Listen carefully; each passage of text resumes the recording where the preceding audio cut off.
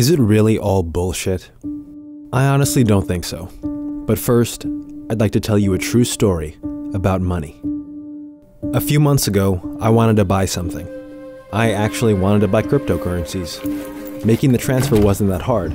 I walked down the street, gave my bank my wire info, and then paid $30 for the privilege of waiting 3 to 5 business days to change digits on an electronic database.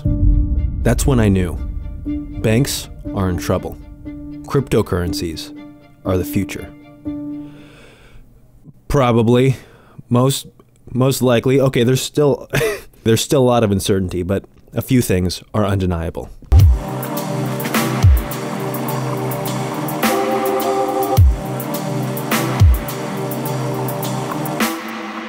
At its core, cryptocurrencies are decentralized digital cash, or even simpler, it's better money. But what's the point? Our money's fine, isn't it? Money is also just a story. The idea of money, this is something unique to humans because, again, it is based on a story about something that exists only in our imagination. Money is a fiction. It's fake. We made it up. It's not backed by anything. The US dollar used to be backed by gold reserves, but even then, what's gold backed by? Nothing. It has value because people believe it will continue to have value. That's it. Think about it. What is money actually useful for? You can't eat it, you can't wear it, but what it does have going for it are properties that make it very useful as a way to trade. See, bartering directly for goods and services is incredibly inefficient. If I want some lettuce, for example, and I can only offer you head massages, if you happen to have a very relaxed head, I don't get any lettuce. Using something we both agree represents value, but isn't in itself valuable, actually gets around this.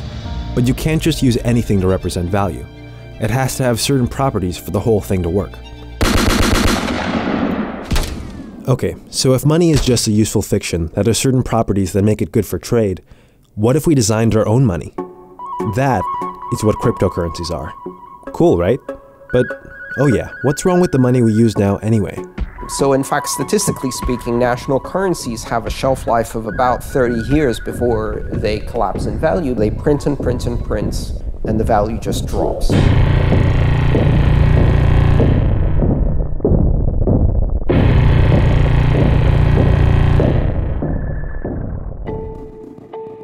When I hear arguments from people denouncing crypto, they almost always come from the standpoint of someone living in a rich, developed country. That's understandable since that's where they live, but they're still missing the point. You might have access to PayPal and Venmo and Visa, but most of the world doesn't. It's estimated that around 2 billion people are completely unbanked, and another 4 billion or so are underbanked. They don't have access to the technologies we take for granted, and their governments are often really corrupt. It is true that the value proposition of crypto is less obvious in a developed country, but besides my story in the beginning, we'll get into why crypto is probably still better even for most of the people watching this video, at least some of the time. But to somebody from Argentina or Zimbabwe or Venezuela, the value of crypto is obvious. Their governments have already shown how bad they are at managing currency. Crypto gives a clearly better option, where runaway inflation is literally impossible. That's super valuable. And even if you live in a rich country, your currency likely loses about 2% of its value every single year. That actually might be good for stimulating the economy. That's what most modern economists think, by the way. But it makes for a really poor store of value. After about 30 years, the value of your money gets cut in half. But you know what's kept its value for thousands of years? That's right, gold. Do you know why? Yeah, that's also right. Wow, you're good at this. Because it has some great properties of money. I love gold. The look of it. Bitcoin scores even better on almost all of these properties. I love A digital replacement for gold is the use case that most people talk about for Bitcoin now. That's gold, Jerry. Gold! Now, as I was saying, drugs are bad. Laws don't always make sense. This directly kills about 30,000 people every year in the US alone. It's legal. This, well, there's some debate here because it depends if you include indirectly caused deaths or not, which would count car accidents and things like that, and I had trouble finding specific numbers for how many people die each year indirectly from weed, but either way, it's definitely way less than alcohol, and it's still illegal at the federal level.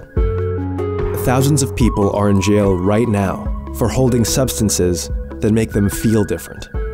That's insane. I'm not saying everything that goes down on the dark web is cool or should be okay. A lot of it obviously isn't, but at the same time, there's stuff in the black market that should never have been illegal in the first place. Crypto makes it much easier to access this, and overall, that's a good thing.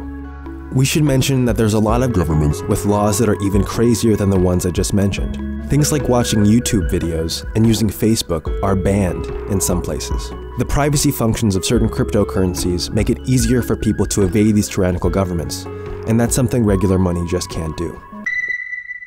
The story at the beginning of this video actually happened.